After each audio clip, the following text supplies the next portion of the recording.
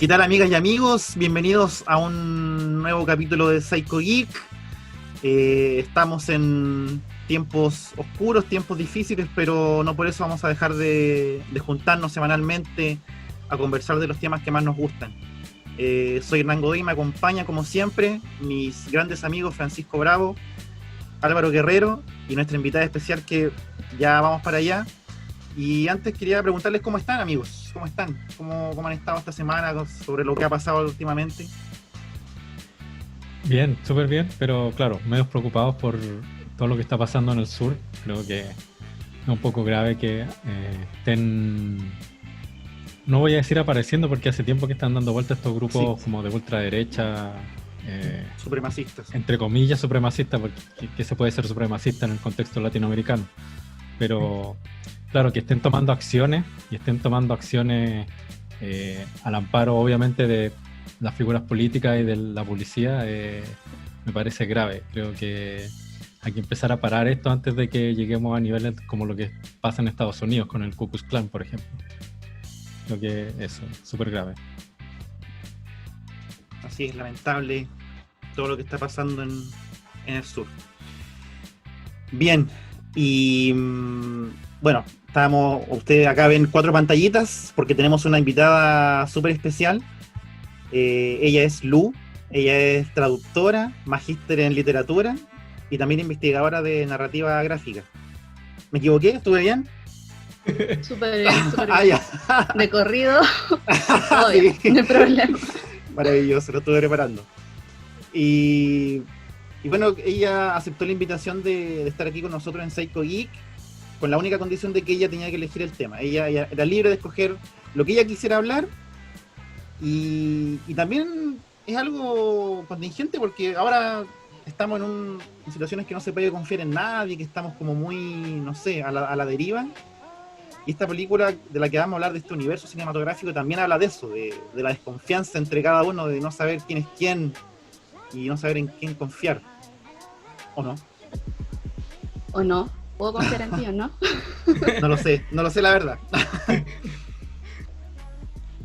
Ya, si tú no lo sabes, bueno, etcétera. Etcétera. Vamos a tener que ir a hacernos test de sangre mientras Sí, estamos en el sí. programa. Claro. Sí, Test de sangre.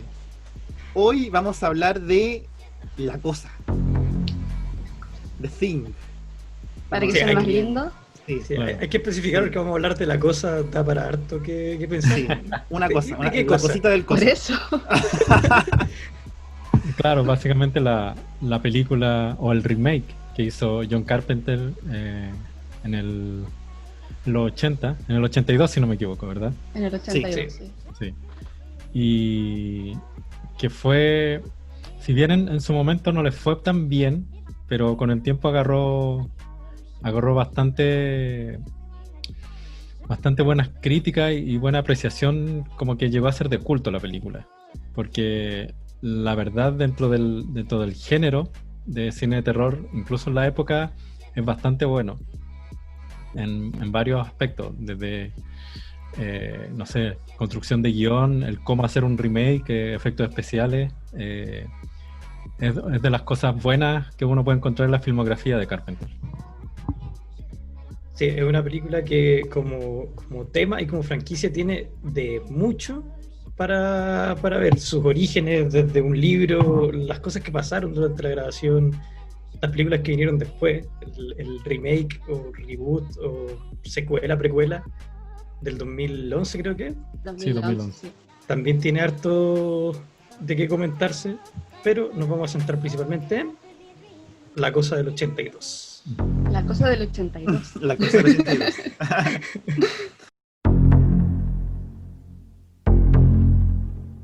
Quien está viendo esto y está tomando cerveza o está con alguien viéndolo, le planteo el desafío de que cada vez que digamos la cosa, Y tome, creo que es un poco caótico si alguien está Sí. un jueves a las 7 de la noche, no recomiendo mucho estar tomando así con tanta No. locura como a un la vez sábado que queríamos se decir. junten con los amigos por Claro. Zoom y escuchen este programa. Y cada vez que digan cosas, un corto de Lo hubiésemos tequila. hecho ahora. Bueno, no sé si puedo partir dando un poquito de contexto de cómo se gestó la primera versión de la cosa. Pero por favor. Bueno, la escribió John W. Campbell en 1938 para la revista Outstanding Stories of Super Science, que pertenecía a la categoría de revista pulp, que era muy usual en esa época. Habían otras revistas como Amazing Tales o Weird Tales, Amazing Histories, perdón. Stories. ¡Ay, qué mal andan en el inglés hoy día! Amazing Stories. Y, por ejemplo, en Weird Tales publicaba Lovecraft. De ahí salieron varios relatos de Lovecraft. Entonces, era muy usual en esa época que los escritores que estaban marcando tendencia o que marcaban tendencia escribieran en este tipo de formatos. Bueno, después de escribir Who Goes There, que fue el relato que escribió Campbell, asumió como editor de esta revista de Outstanding Stories of Super Science, que la leo porque es muy largo el título. Asume como editor y él empieza a ser como padrino de ciertos, por llamarlo de alguna manera, de ciertos escritores como Asimov. Y empieza a promover lo que es la ciencia ficción dura. Si ustedes se dan cuenta en el relato Who Goes There, apela mucho a esto de la ciencia como algo clave dentro de la historia, más allá de incluir el elemento de la desconfianza, de saber quién es o no es realmente el que está como, no sé si poseído, pero quién es la cosa. También tiene este elemento de ciencia, o sea, hace varios tests, los explica, por ahí va su rollo también. Bueno, está enmarcado dentro de la edad de oro de la ciencia ficción, lo que hace Campbell en ese sentido y como editor también. Crea también el círculo de Campbell. Ese es como el contexto en el que se gestó Who Goes There, que después, en 1951, aparece la película, que voy a leer. El director fue Christian Nyby, producida por Howard Hawks. Bueno, que The Thing from Another World se llamó la película. La cosa de otro mundo, o el enigma de otro mundo. Sí. Y en esa película, lo que llama la atención es que, no sé si se pudieron dar cuenta que del libro tomó la primera parte, que es cuando van a buscar este ser y lo sacan del lugar, pero incluso la locación cambia, o sea, es el Ártico, no es la Antártica, porque claro, está más cerca de Estados Unidos también. Ahora también el tipo de monstruo, ya no era un ser de 3 ojos con tentáculos como lo describe Campbell, sino que era un ser que lo denominaban casi como una zanahoria caminante, porque tenía esto, era biológicamente como un vegetal, pero que marcó un hito por ser un monstruo que tenía rasgos humanos, o sea, tenía brazos, tenía piernas, y de ahí también se creó una tendencia a hacer a crear ese tipo de monstruo dentro de la ciencia ficción. Bueno, eso por un lado. Después vamos a ir andando más en algunos puntos para hacer conectándolo con la película de Carpenter. Y bueno, en el 82 aparece la película de Carpenter, en donde él hace su propia versión de Who Goes There, pero a mí me parece que está súper bien lograda porque toma elementos del libro, por ejemplo los perros, que no aparece tan marcado en la película del 51, y lo trabaja muy bien, porque de ahí toma la historia y la empieza a desarrollar. Entonces me parece que es, no sé, está súper bien lograda por donde se mire, o sea, los efectos especiales, como decían al principio. Son tremendos. Hay muchos aspectos súper interesantes, y también la configuración de este monstruo. ¿Cómo lo toma él? Es un monstruo casi un poco más Lovecraftiano, si se quiere. Y también el hecho de sembrar la duda de quién es quién, o quién es la cosa, o en quién se transformó, que era como el punto inicial del relato de Who Goes There de Campbell. Entonces, por lo menos yo siento que Carpenter rescata esa esencia y la sabe trabajar muy bien. No sé, ¿en qué punto les gustaría andar de la película? Mira, es bien... No, dale. ¿Quién? Es bien interesante también el contexto en el que sale la película, porque Sí. tiene la suerte también de que en ese momento la censura en el cine como gráficamente estaba bajando. Entonces le permite ser mucho más gráfico, la película es sumamente gráfica. Y también los animatronics y toda esta cosa como súper tangible está muy en auge. Había salido hace poco, estaba saliendo Star Wars. Había sido E.T., que fue la película que se podría decir que tapó un poco el éxito de la cosa. Claro, Porque, estaban en cartelera en el mismo momento.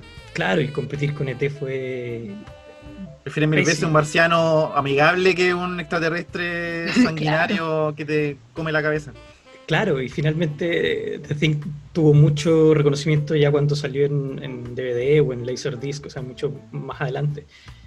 Pero efectivamente la película está trabajada desde, o sea, comparándola con la original o con el libro, es una clase en verdad cómo hacer un remake o cómo hacer una adaptación. O sea, la película desde todos los detalles está súper bien hecha en cómo se grabó, las condiciones que le dieron a los actores, todo creo que es un trabajo magistral por parte de la dirección y la producción en general.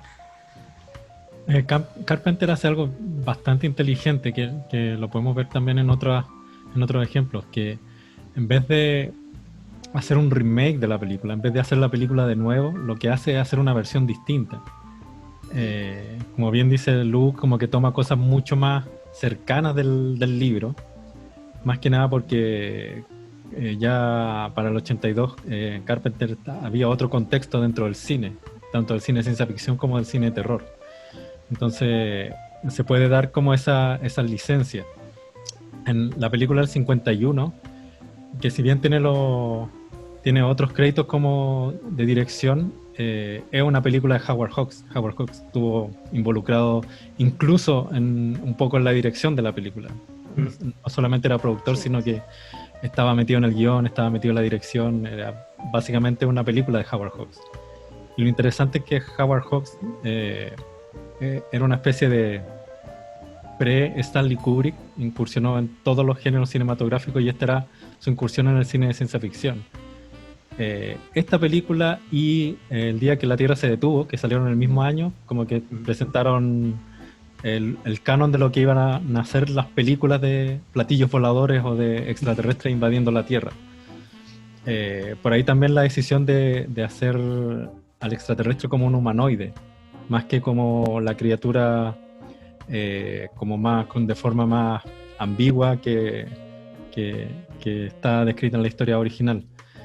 En ese sentido, como que Carpenter toma cosas que son mucho más cercanas al libro y también toma cosas que son que también son sacadas de la versión de Howard Hawks. Hace ahí una mezcla que es bastante equilibrada y eso es lo que se agradece también de la película. Hay una escena que uno al tiro la liga con la película del 51, que es cuando revisan el video de la base noruega. Sí. Y están todos tomándose las manos, o sea, midiendo con las manos, haciendo ese círculo. Y bueno, y si uno vio la otra película, inmediatamente hace la conexión. Claro. Entonces, siento que eso también es súper homenajes. enriquecedor. Sí, pues, un homenaje totalmente.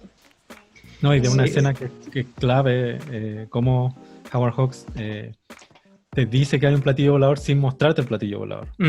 Claro. Es genial. No por nada como que Carpenter elige también mostrar o hacer el guiño a través de esa imagen. Sí. A diferencia de lo que pasó con la del 2011, que lo muestran y te tiran el platillo volador en la cara. y es como una baticueva antártica. Necesario.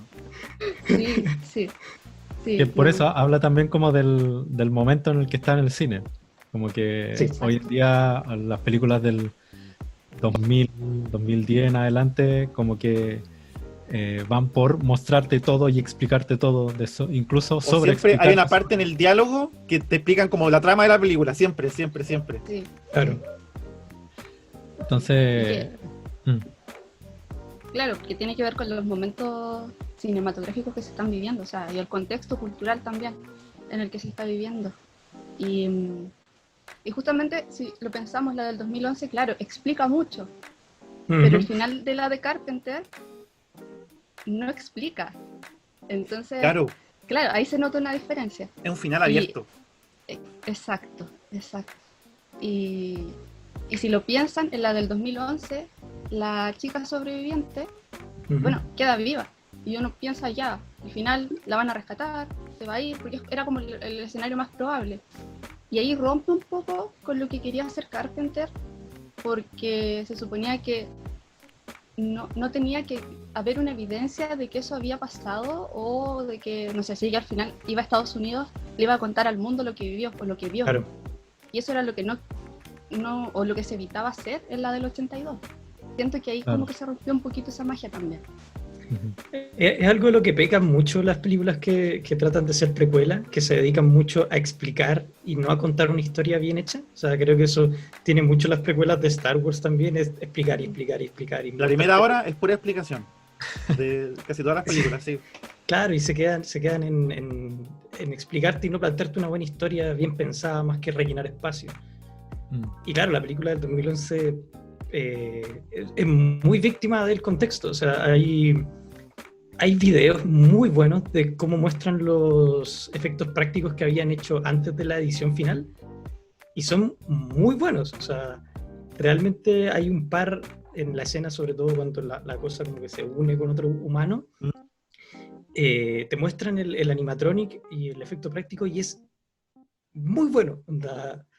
Realmente espectacular. O sea, a mí me habría dado miedo tener esa cuestión al lado, aunque se pueda que es de mentira, estar actuando con una cosa aquí, y que finalmente por cosas del estudio, porque así fue lo que dijeron parte del equipo que trabajó, terminaron retocando tanto con CGI, tanto, que no se vio nada de lo que había práctico.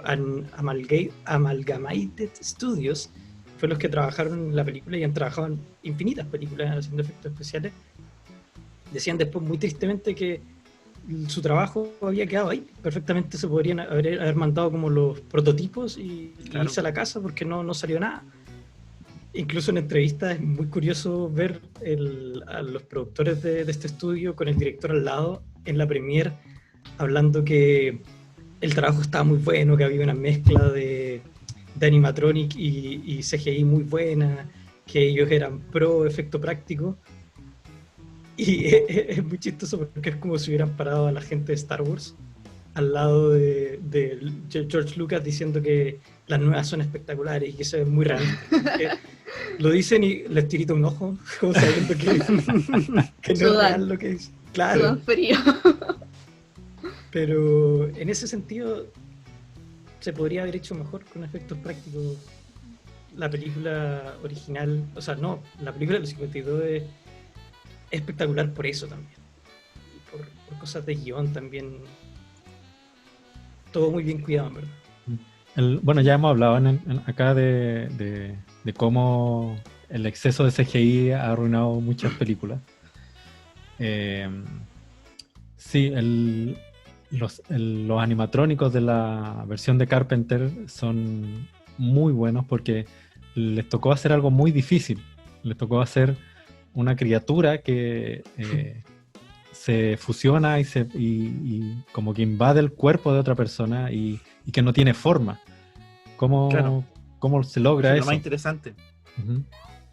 Y creo que lo logra magistralmente la escena del cuando lo estaba reviviendo y la cabeza. No quiero adelantar mucho por las personas que no lo han visto, pero que realmente pasó a ser algo como clásico del cine de terror y ciencia ficción.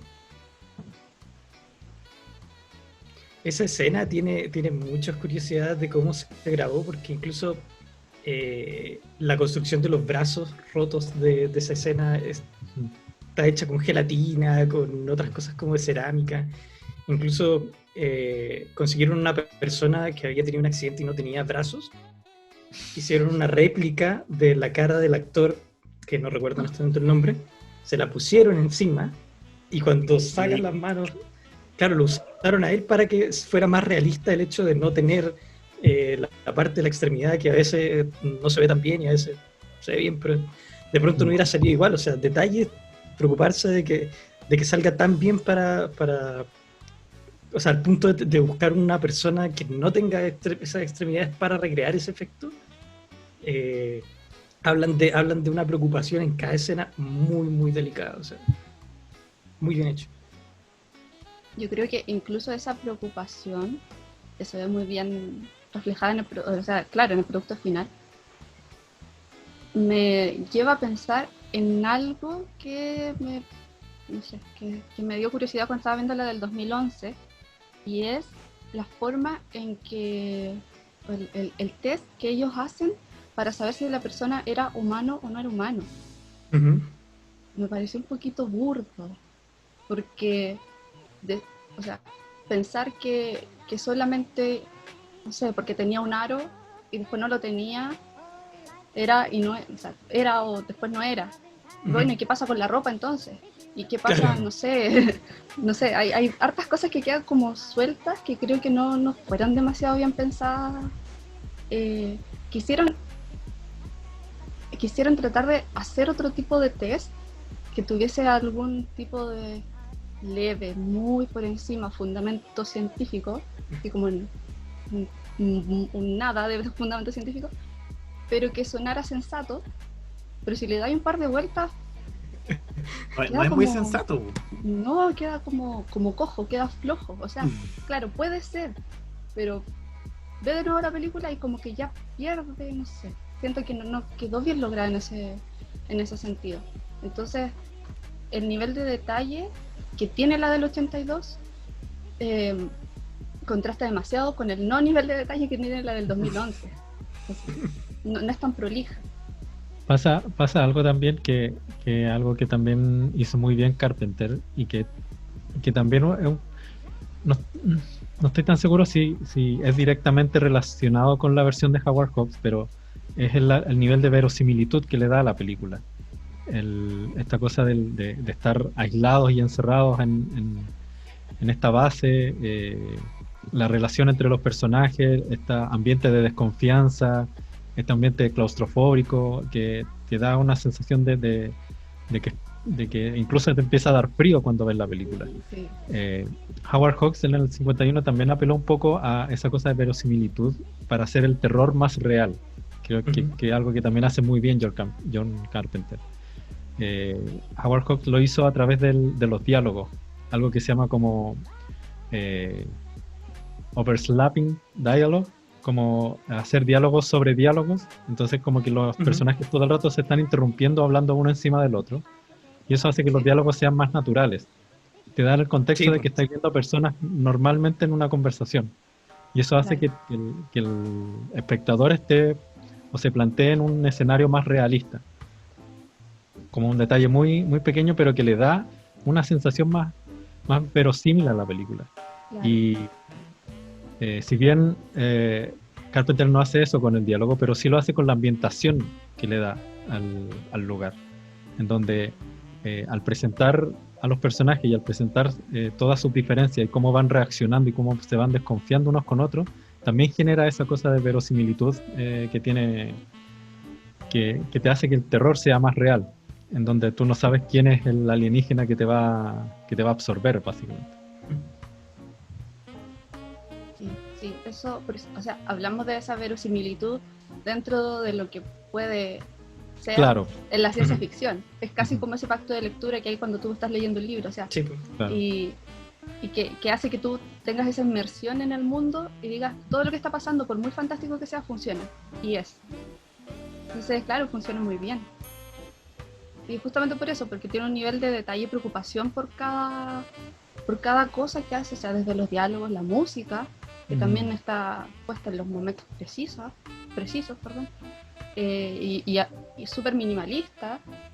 Entonces acompaña, pero también te queda la música una vez que ya terminaste de ver la película. O sea, es inevitable decir la cosa, tin, tin. Entonces uno queda con eso. Entonces por todos lados creo que está bien ejecutado.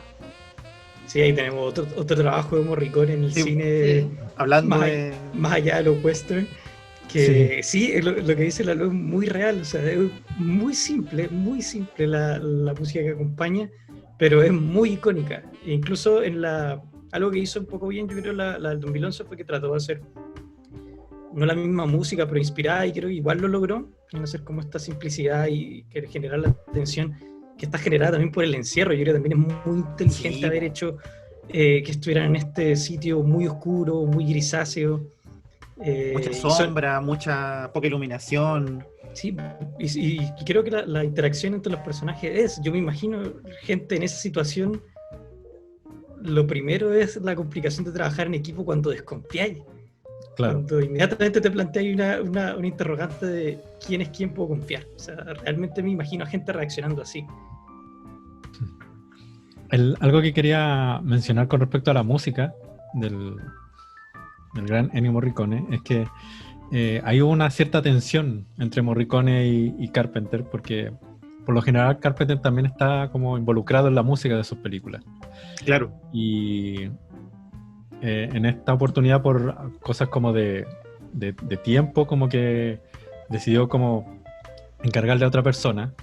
¿Y quién sino que el gran Ennio Morricone? Sin embargo, igual Carpenter como que iba y como que le decía ciertas sugerencias a Ennio Morricone. Y Ennio Morricone no digamos que es una persona de Claro. una persona media complicada para trabajar. Y claro, ahí se generó cierta tensión. Entonces hay en la música que terminó siendo, bueno, de hecho hay dos versiones de la música de La Cosa, y son una mezcla entre cosas muy de Carpenter y cosas muy de Morricone. Hay una De las una cosas. La extraña que música se de dio. La Cosa es una cosa muy Es una extraña. cosa. Es una cosa. Es una mezcla de cosas. Pero terminó Desde siendo una el- buena mezcla de cosas. Sí, Claro, una buena mezcla.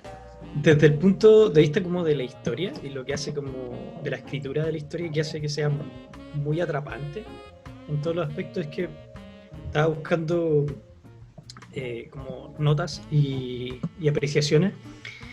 Stephen King dice que hay 3 tipos de miedo o como de terror, que es como el gross out, es el uno, que es como el asqueroso, una cabeza cortada, un ser humano destripado.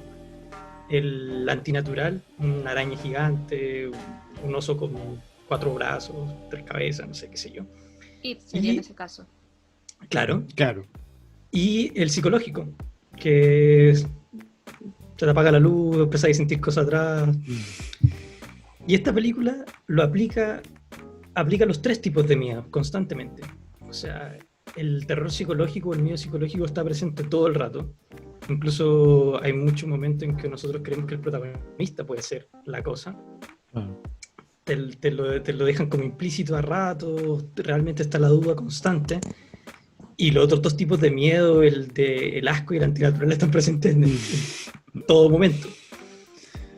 Incluso yo creo que es parte de lo que la hace muy efectiva. Tuve la suerte, para efectos de este análisis, de que cuando chico vi primero la versión del 2011 y no me generó mucho, o sea, porque ves efectos de monstruos y cosas otra vez raras con CGI que ya te das cuenta que son falsos, no te genera mucho más que... no te genera impresión, yo creo que esa es la palabra. Y cuando vi la versión original, esa, la versión del 82, inmediatamente me generó De rechazo. verdad O sea, te da asco, sí. ver los animatronics, ver como lo brillante, como lo palpable de la cosa. Es muy impresionante. O sea, al día de hoy la veo y me genera también todavía como incomodidad. Algunas escenas son como súper fuertes. Y creo que eso lo hace claramente el hecho de que sean cosas palpables. Y los actores le tenían miedo, le tenían como rechazo a las mismas cosas. Yo creo que eso también hace de unas reacciones muy realistas.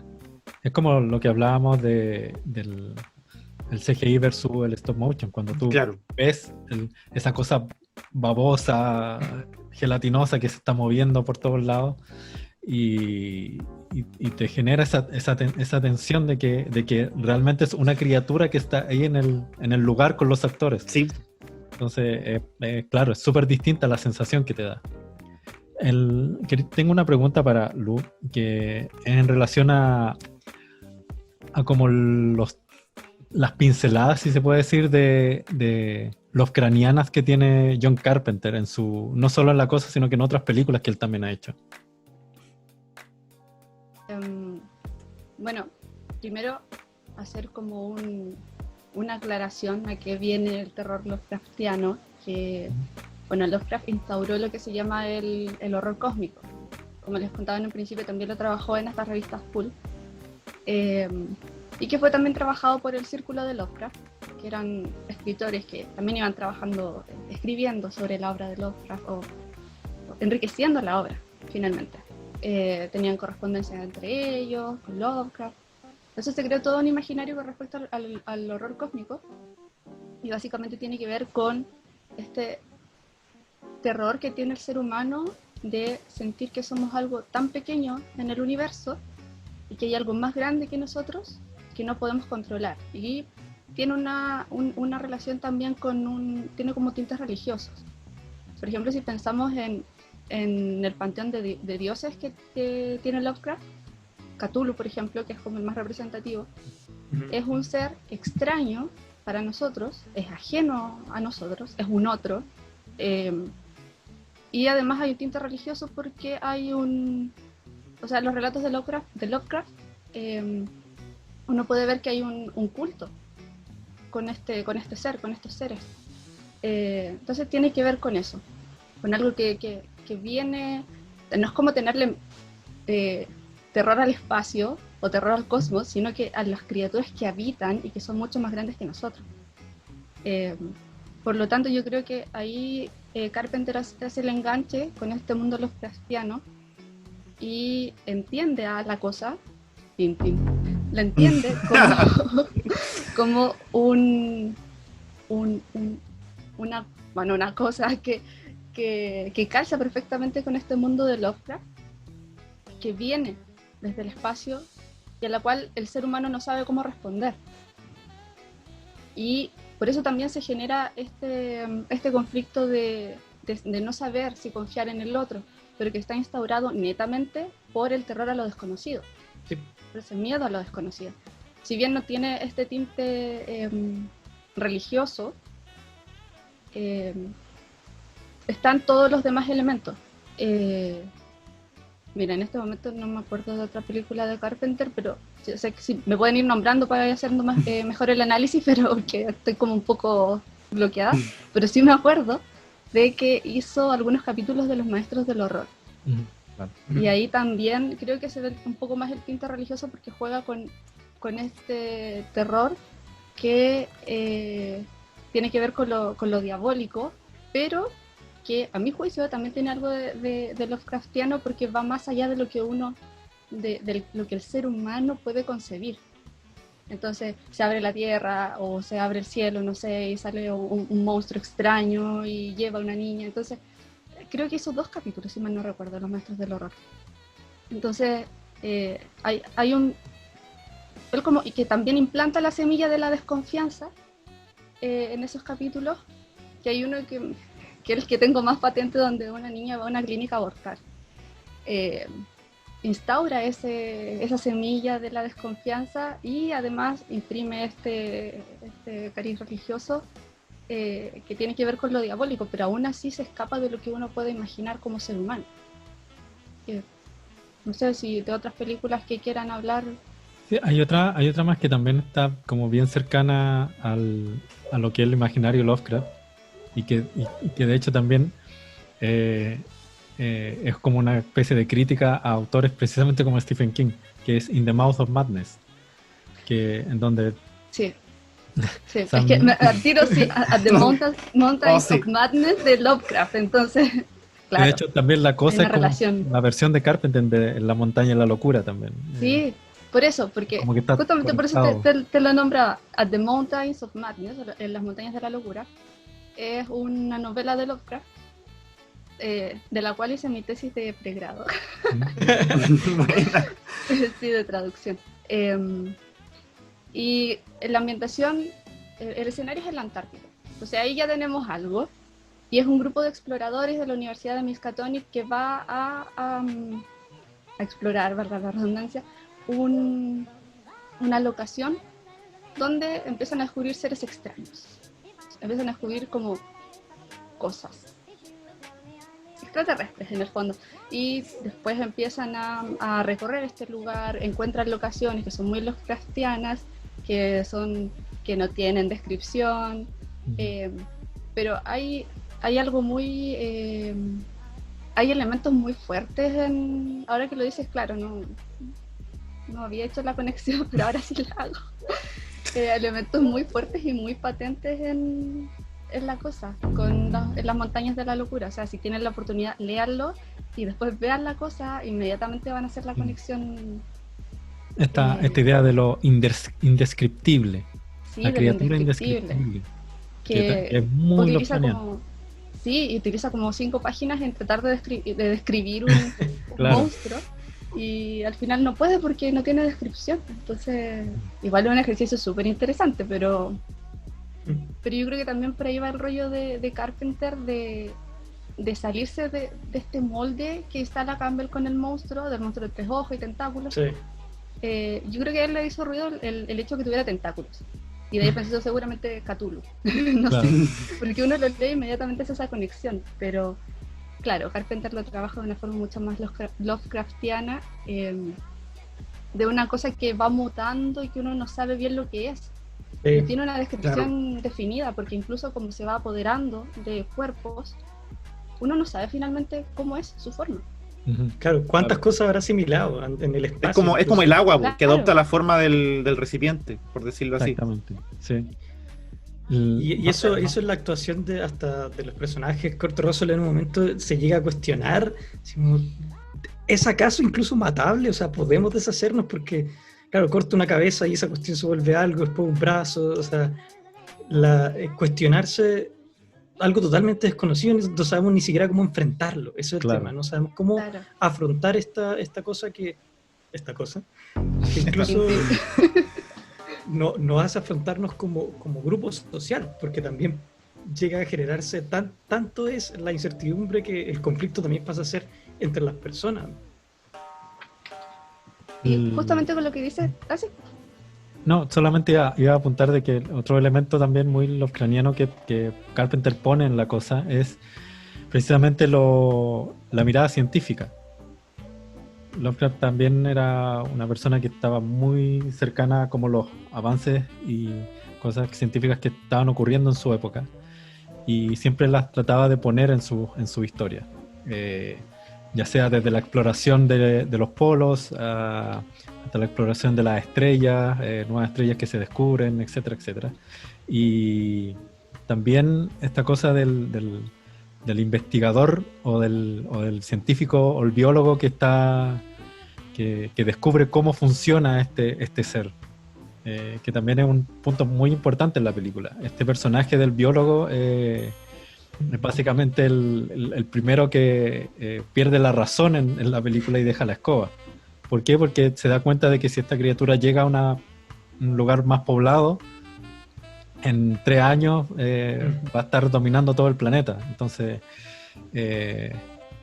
también esta cosa de que el personaje pierde la razón, o pierde la concepción de la realidad, que también va en el punto de la desconfianza. Sí. Sí, porque al final tiene que ver con que el monstruo es indescriptible. Entonces algo Exacto. Que, ya que el lenguaje no lo puede concebir, escapa de lo que podemos entender. Entonces, como no lo entendemos, el protagonista o quien se relaciona con este monstruo o este dios primigenio, no sé, llega a volverse loco, porque no lo entiende, no entiende frente a qué se está, a qué se tiene que enfrentar.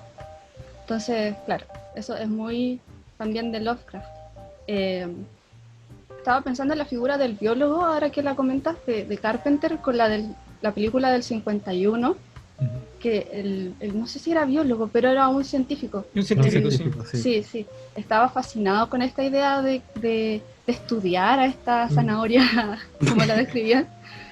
Y yo pienso también en cómo se relaciona con la concepción de monstruo. Porque ahí el monstruo es un ente que se va, ¿cómo puedo decirlo? Que se va reproduciendo. muy fácilmente. O sea, incluso el científico lo tomaba y lo plantaba porque decía que tenía la misma fisonomía de una planta. Entonces, claro, la planta va creciendo, iba germinando, y estaba fascinado con eso. Entonces no quería que al final se destruyera todo y no tener ese avance o ese conocimiento. Él estaba como muy pro al conocimiento, que era algo que también Campbell en Who Goes There lo trabaja patentemente.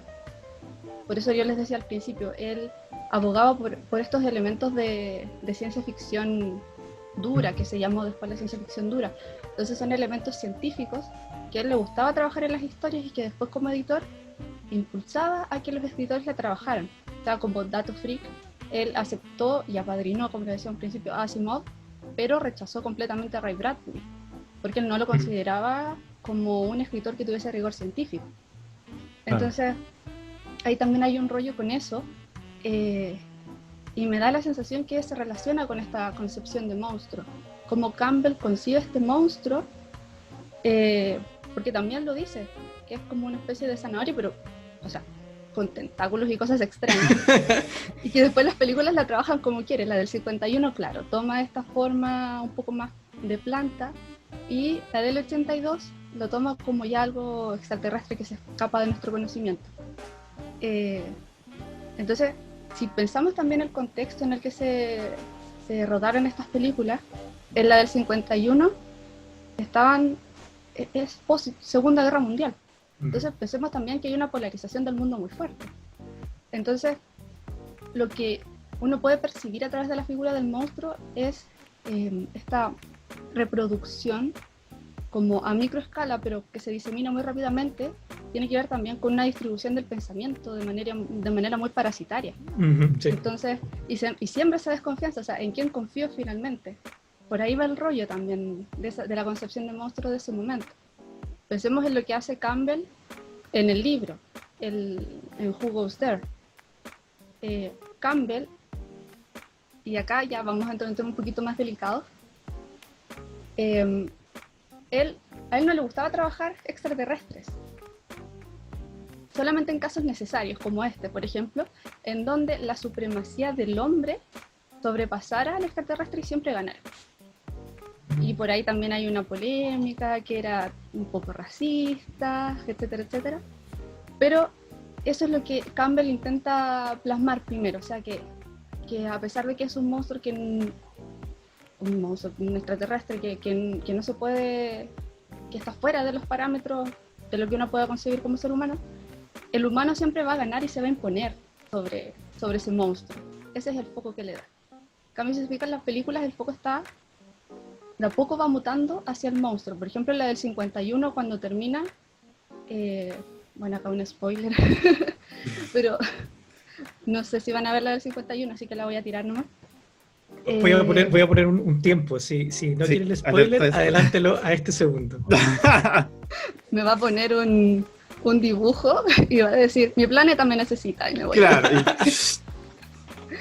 Bueno, entonces no cuento el final, pero la cosa es que durante toda la película igual le da importancia a este escuadrón de personas norteamericanas. Pero en la de Carpenter, va mutando un poquito hacia el monstruo, el foco ya es un poco más el monstruo. Claro. Pensemos también cómo era el contexto en ese momento, que la Guerra Fría estaba patente, lo de la amenaza nuclear estaba muy fuerte también, o sea, estaba en el imaginario esto de la bomba, cualquier momento explotaba. Entonces, creo que el hecho de tomar esta historia desde sus raíces de la desconfianza, pega mucho más en el 82. Sí. No sé cómo... De hecho, la trama, o sea, la parte que detona todo esto es porque hay una escena donde el científico habla con una especie de computadora. Claro. Y la computadora le dice, si me voy a la humanidad, porque estaban igual bien aislados, si voy para allá, si voy a la grande ciudad, destruye la humanidad en no sé en cuántas horas, que eran como 3 años y un mes, ¿cachai? Entonces Claro. por eso empieza el conflicto, empiezan como, de hecho, el científico como que empieza a romper los de comunicación para que nadie se entere y para que que quede ahí, para que no salga de ahí, porque igual era algo súper grave. Entonces le da también, disculpa, le da espacio a la máquina. Pensemos también que en esa época la proliferación de la tela a color estaba así, pero en el tope. Después en esa época aparece MTV, los videos musicales, o sea, la tele era muy fuerte, la conexión del ser humano con la máquina en ese sentido estaba, pero así al máximo. Entonces también es muy significativo que en la película le den ese espacio a la máquina. Incluso al principio aparece McReady, es el personaje, y está jugando ajedrez y le tira no me acuerdo si era whisky, vodka, no me acuerdo, pero se lo tira a la máquina. Entonces también es como, se ven las dos partes, creo yo, como el desprecio a la máquina y a la vez la sobreconfianza que se le tiene a la máquina. O sea, pensemos en que el tipo confiaba en las estadísticas de la máquina, pero no confiaba en lo que le decían sus compañeros. Sí. Entonces, eso también me parece que es súper interesante. Tengo una pregunta con respecto a lo que son como la mezcla de género. ¿Tú crees que el libro es derechamente ciencia ficción o hay una mezcla entre ciencia ficción y terror? Que un poco lo que hace Carpenter. Un poco de esto, un poco de aquello. Yo creo que el foco del libro siempre fue la ciencia ficción. Yeah. Del libro en sí, sí. O sea, porque también tenemos es que, como unos años antes tenemos Alien, que también es una mezcla de ciencia ficción con terror, luego La Cosa, que es lo mismo. Entonces, claro, mi pregunta iba así, ¿se agarra como un poco de esta idea de las novelas pulp que como que mezclaban eso, o vendría siendo algo de la época en que empezaron como a jugar más con el género? Claro, él lo dice muy lindo, novela pulp. Yo soy muy pues, novela pulp, pero me entienden igual, así que yo no se entiende igual. Es que, mira, lo pienso porque eso ha generado un debate como súper grande. ¿Qué es esto? ¿Ciencia ficción o es terror?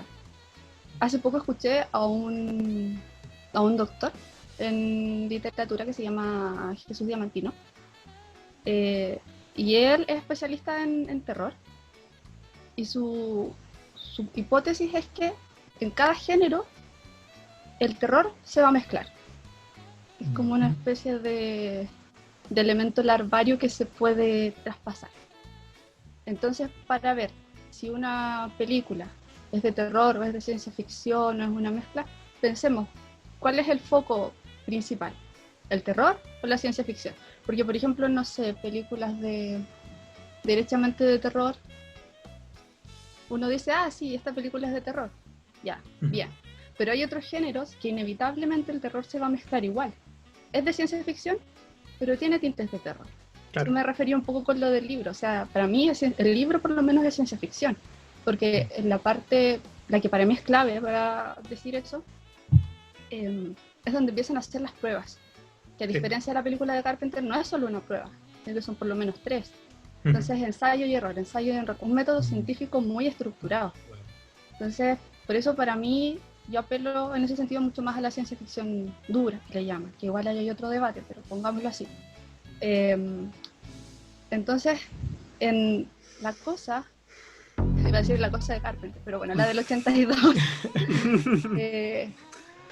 sí, hay un gran debate con respecto a lo que, si pertenece al horror o a la ciencia ficción. Pero a mi parecer es una ciencia ficción horrorizada, dejémoslo así. Sí. Porque si se fijan, el key o el punto principal es este ser extraterrestre. Claro. Y eso puede o no ser de terror. Ahora, la manera en que se desarrolla es de una forma bastante terrorífica para el ser humano. O sea, cómo el ser humano se enfrenta a eso. Creo que ahí está el terror. Pero el trasfondo en sí para mí es ciencia ficción, por eso lo pongo así, como ciencia ficción horrorizada. Así lo dije, ¿no? Bueno, es... Sí. Claro, lo acabo de inventar. La película de Carpenter tiene su ojo más puesto en el monstruo, Él es lo que detona todo lo que pasa en la película, básicamente. De hecho, Sí. la película comienza con el monstruo obviamente escondido en la figura del perro, Sí. arrancando La de mejor esto- actuación de un perro en el cine. Sí. Sí, de hecho. Hágalo vicepresidente, Ejecutivo. ejecutivo.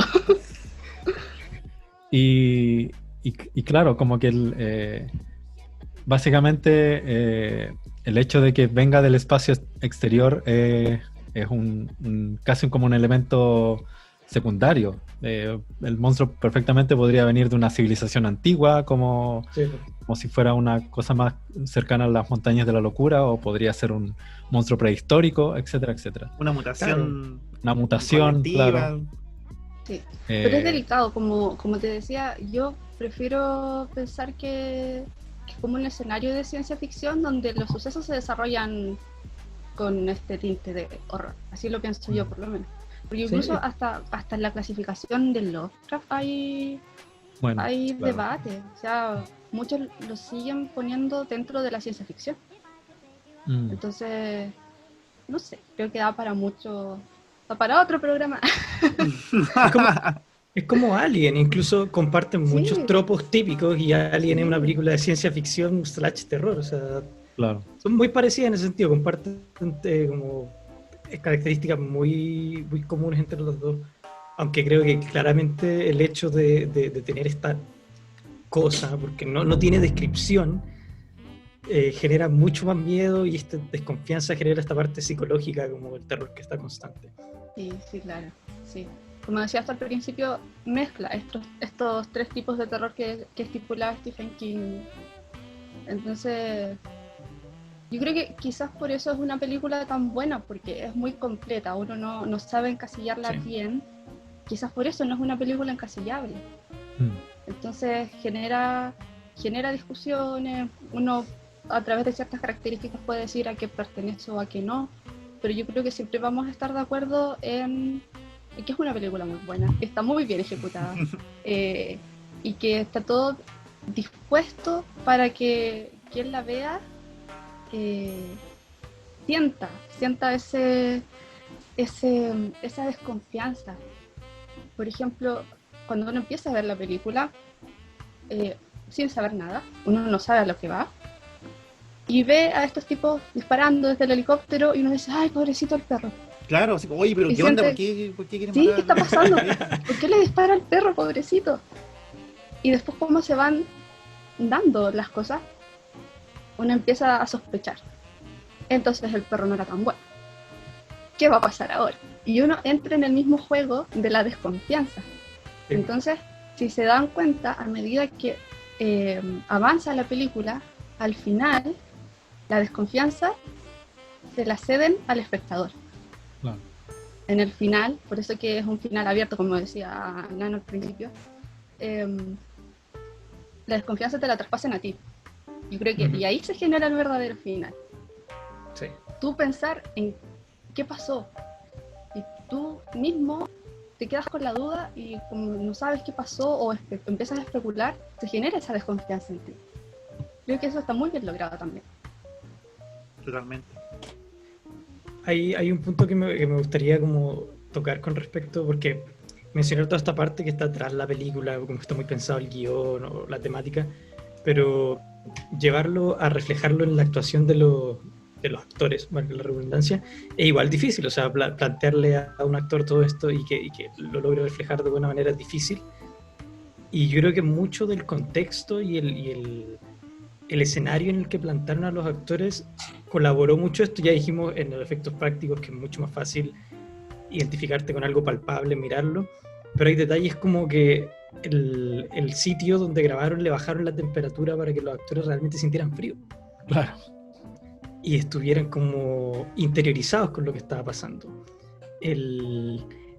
Tengo entendido que los actores, salvo en la escena en que les tocaba convertirse en la cosa o ser infectados, no tenían claro tampoco quiénes eran, quién era o en qué momento cada uno era la cosa.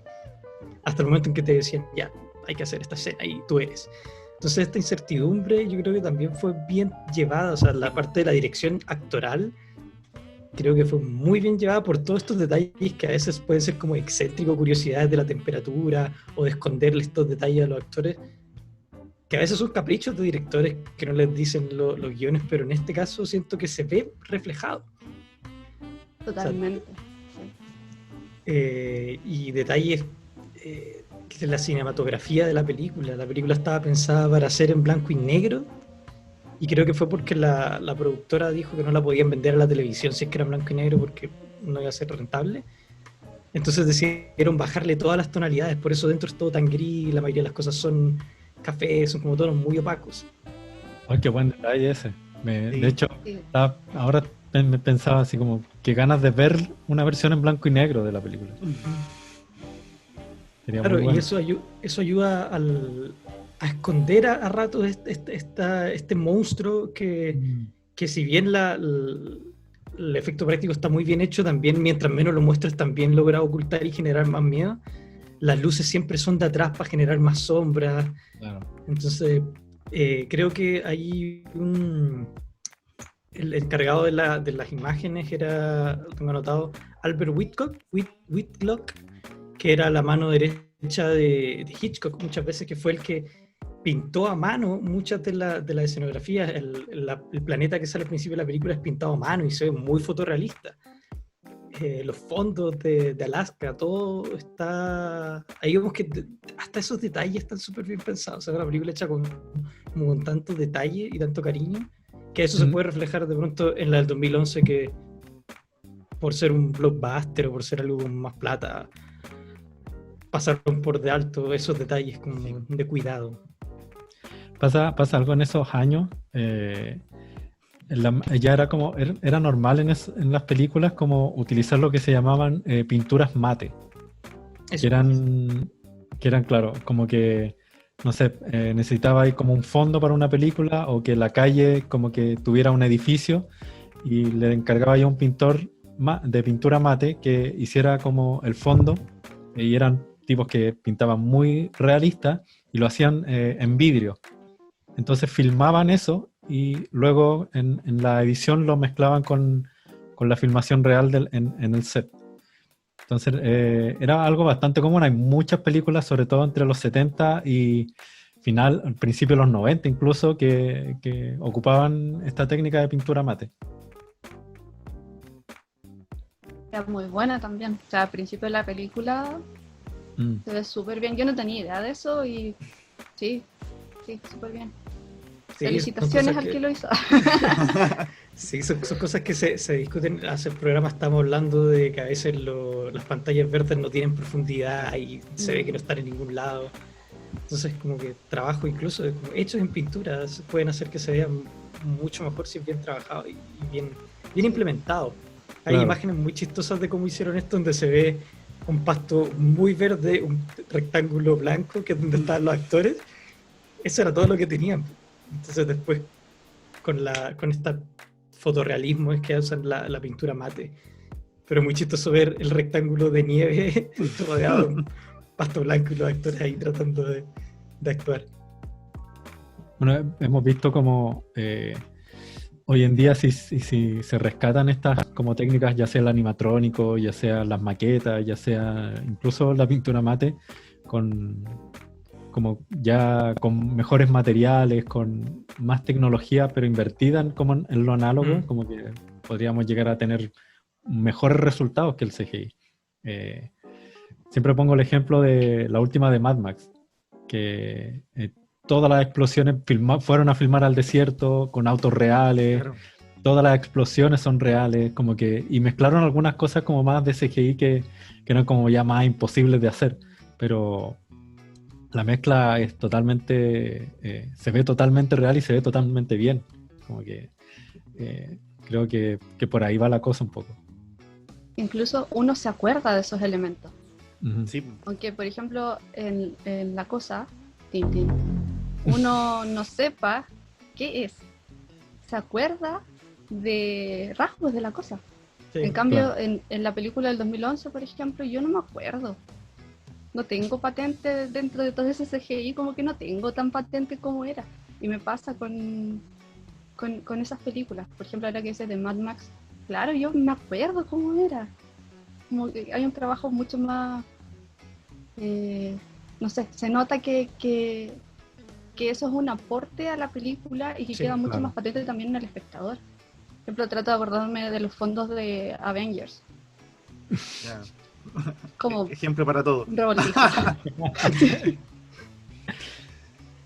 Sí, la del 2011, decíamos antes del programa que el Pancho no la había visto y yo le dije que mi sensación era una película que te podéis pillar en el cable random, porque también los efectos son de una cuestión genérica, son Sí, tan CGI que es súper genérico, es una weá rara que no te genera una impresión como te genera ver esta cosa, como decía el Pancho, babosa y que tiene un aspecto muy incómodo. gelatinosa. Sí, Sí.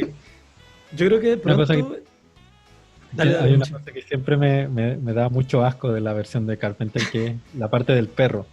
Porque Ah, el animatrónico como que esta cosa como babosa con los tentáculos y las tripas y el pelo del pelaje del perro mezclado con todo eso.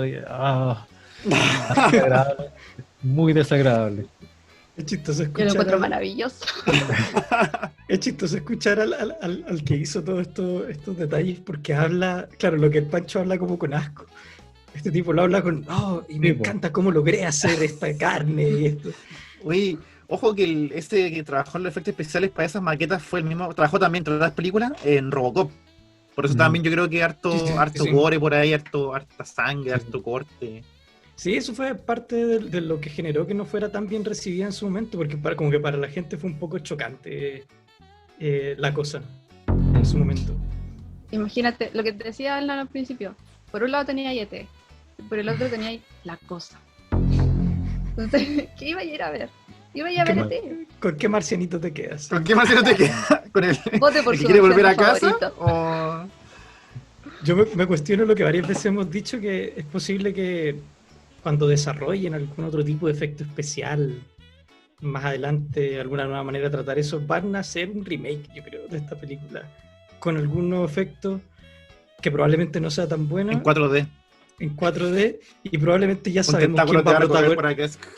Sí, y sabemos quién va a protagonizar probablemente esa película. La Roca. No, por favor.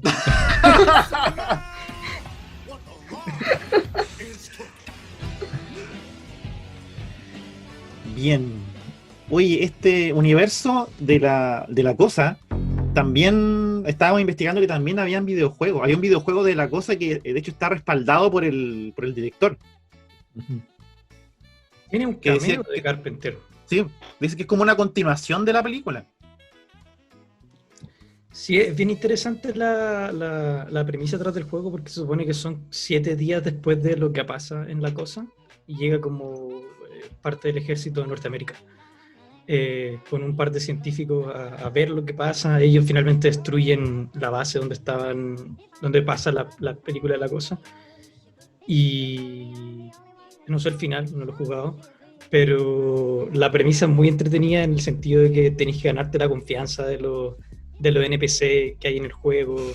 Los mismos protagonistas no sabéis cuándo se van a convertir o se pueden convertir espontáneamente. Y está tan bien hecha la premisa que Carpenter la consideró como canon. O sea, me parece bien interesante y tengo ganas de jugarlo. Tiene un port para computador, entonces está disponible por ahí, Bueno, en algún lado del internet. está interesante. Sí. Hay un cómic también. Les Sí. iba a mencionar el cómic que se llama The Thing from Another World, que es de Dark Horse Ujú. del 91. Y que, bueno, yo había leído sobre el videojuego solamente, no lo he jugado. Pero mientras lo describías, creo que empiezan prácticamente iguales. Sí. Claro, llegan unos científicos, bueno, es que estaría haciendo spoiler, pero digamos que llegan científicos a la Antártica a estudiar qué pasó. Me estoy saltando una parte así solamente para no hacer el spoiler, pero llegan a estudiar, ver qué pasó, y finalmente le dan una especie de cierre o resolución que a mi juicio tiene mucho que ver con lo que pedían los fanáticos tiempo después, y que tiene que ver también con misma demanda de saber un final Mm, que se va, no sé si ya salió o no, pero que se veía reflejada en esa película de una edición de Blu-ray, me parece, en donde decían o daban un tip para que el espectador reconociera quién era la cosa y quién era ser humano.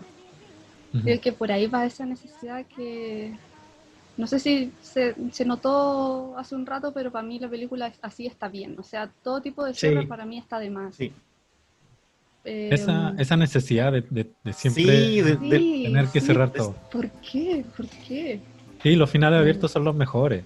Sí. También estoy de acuerdo con eso. Creo que esa necesidad de tener nuevamente que explicarlo todo, que cerrar todo, que mostrarlo todo. Sí. eh, eh, sí.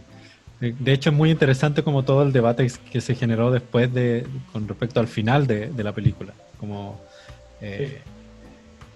que hasta el día de hoy sigue. Sí. Como que incluso Carpenter, si bien da como tips, pero nunca ha querido revelarlo porque muy probablemente él tampoco sepa. Creo que porque está chato. Así como Puede ya, ser. déjenme Todo el mundo le tranquilo, ya pregunta, saben qué. Algo así. córtenla con la cuestión, pues ya fue, ya. Sí. Que siento, como les decía antes, porque la intención justamente es al final traspasar esta incertidumbre, esta desconfianza al espectador. Ujú. Y eso está muy bien logrado. Entonces, Sí. cualquier otro intento de cerrar, me parece que está de más. O sea, bueno, sirve para completar este universo de Ujú. Thing, pero no sé. Por lo menos el videojuego me parece interesante, como decía Álvaro, en el sentido de que que los personajes también actúan en función de lo que uno va haciendo. Sí. Eso, no sé, me dan ganas de jugar el juego, independiente de que esté de acuerdo o no con que cierre o no cierre la historia, pero suena súper interesante. Sí, suena interesante. Que yo creo que también va por el lado de que cuando se agrega algo a un universo literario, cinematográfico, como que lo ideal siempre es como generar algo que aporte a ese universo y no como cosas o llenarlo con cosas que van a inflar pero que no van a ser más sustanciales. Por eso también creo que es muy inteligente de Carpenter haber hecho una especie de versión en vez de remake, como no haber hecho la misma Sí. película, sino que haber hecho una versión distinta, que llegó a ser tan notable que mucha gente considera la versión de Carpenter como la original, Claro. Sí. Sí. olvidándose un poco del pobre Howard Hawks y su versión del 51. Y lamentablemente le pasó lo mismo con Cara Cortada, también de Howard Hawks, y también hecha un remake o una versión que terminó siendo como mucho más canónica que la propia versión original. Ese Howard Hawks nació para secundear. Sí. Sí. Hay una versión del DVD que venden como el pack y dice como la versión del 2011 y dice junto a la versión original, que es del 82. Nadie se acuerda de la del 51. Ahí se acuerda. No.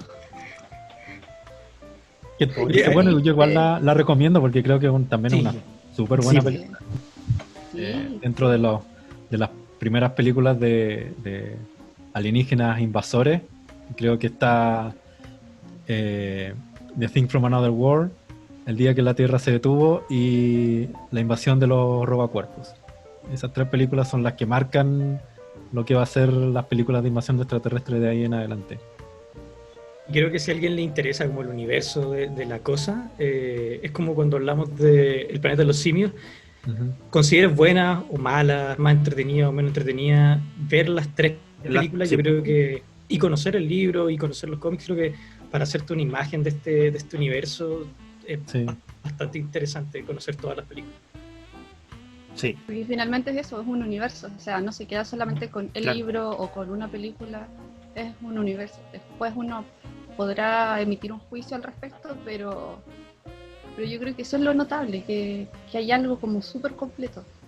Uh-huh. Así es. ¿Cuál crees tú que es como el legado un poco de esta película de Carpenter para el cine de ciencia ficción o el cine de terror como más adelante? Es difícil, porque en este momento no sabría cómo relacionarla con alguna película, pero en su momento siento que fue muy adelantado. Ujú. Como hablamos, por ejemplo, comparándola con ET, comparándola con Alien incluso, es otra configuración. Para mí, no sé si se ha notado, pero el monstruo es súper importante. Sí. Entonces, ese tipo de trabajo, de representación, de toda esta significación del monstruo, creo que ese es un gran legado que yo veo por parte de Carpenter en ese sentido. Como el trabajo del otro, por decirlo de alguna forma. Pensemos en ET, cómo se trabaja el otro, como Claro. alguien amigable, como alguien cercano. En cambio, claro, como el rollo va por otro lado, es otra la preocupación, es otra cosa lo que se quiere mostrar. Ujú. Yo creo que por ahí va. Siento que las películas, un poco desde los 70 hasta ya finales de los 80, en cuanto a la ciencia ficción y un poco al horror también, tienden como a cerrar un poco este desarrollo que viene de los años 50, incluso de los años 40, en cuanto a esos dos géneros. Como que siento que en el caso de Carpenter viene como a aunar todo lo que se fue trabajando en una sola cosa más compacta y mucho más Por supuesto. precisa. Lo mismo que hizo Ridley Scott con Alien también. Es juntar todo lo que se estaba haciendo en películas de los 50 sobre todo. Va Sí. sacando mucho. Incluso Alien tiene mucho de una película de Mario Bava de los años 70.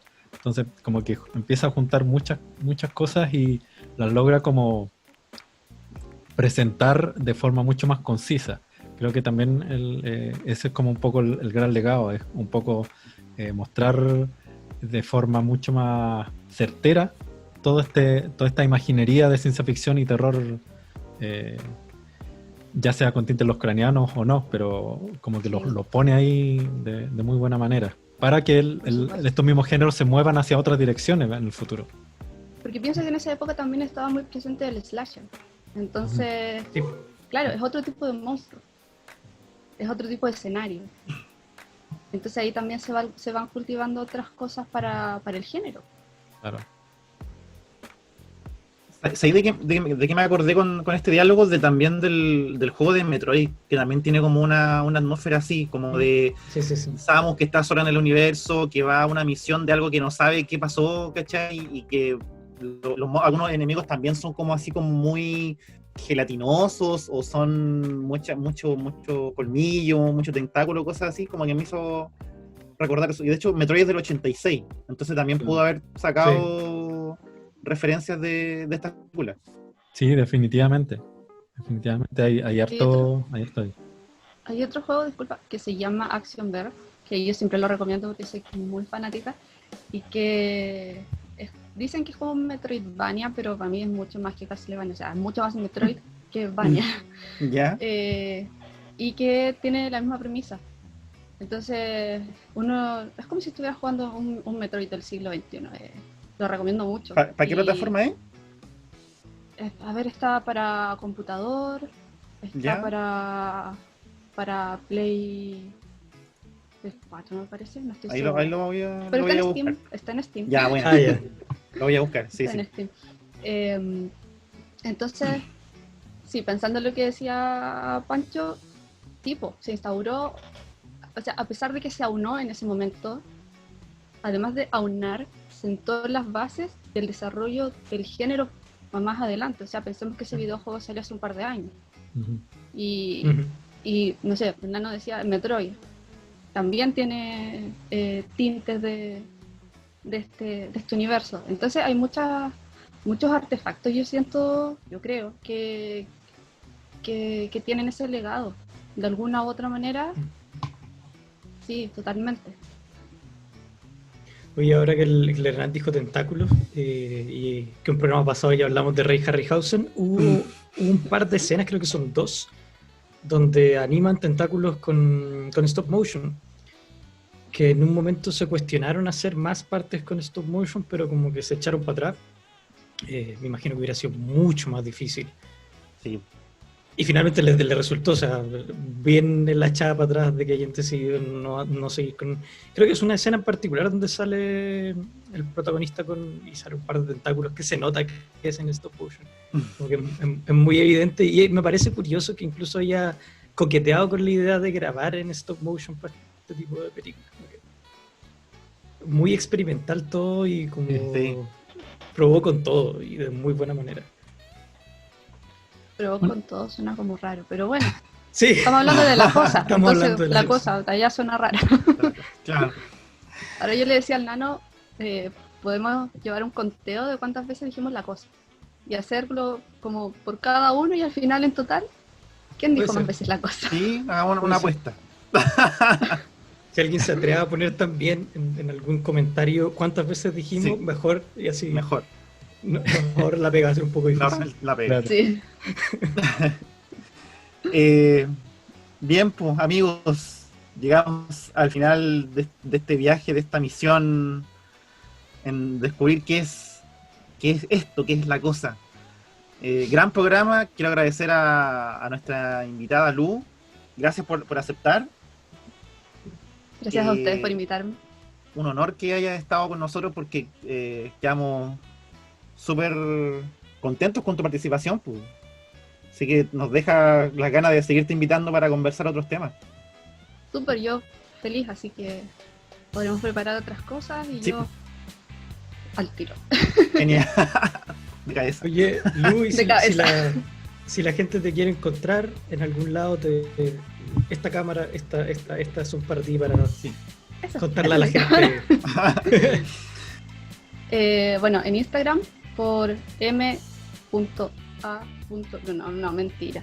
Déjame revisar. Pero porque ni siquiera ahí me sé su saldrá Instagram. por ahí en la pantalla, así tranqui, así que Sí, el editor misterioso. sí, el anotará editor aquí la- misterioso lo va Ya, muy bien. tiene que ya, aparecer así durante todo el programa, así que que, ya, en Instagram m.a.lu low. Soy una asidua fan de Psycho Geek, así que quizás me encuentren en no me gusta de Psycho Geek. Más fácil. Eso, sí, los invito también a leer la revista Espejo Humeante. Publiqué en el fanzine 5.5 un relato que se llama La Caravana, por si alguien lo quiere leer, es de ciencia ficción, así que muy bueno, los dejo invitados. muy bueno. gustó? Qué Así bueno. que sí, está súper bueno. Me gustó el cuento. Bueno, Álvaro, Pancho, gracias por estar siempre aquí, por participar en nuestro querido programa Psycho Geek. Y nos vemos la semana que viene con un tema por definir. Por definir. Yes. Dejémoslo en final abierto. Final Final abierto. Claro. Tienen la cosa. Tranquila. Sí. Adiós y gracias. Adiós. Chau.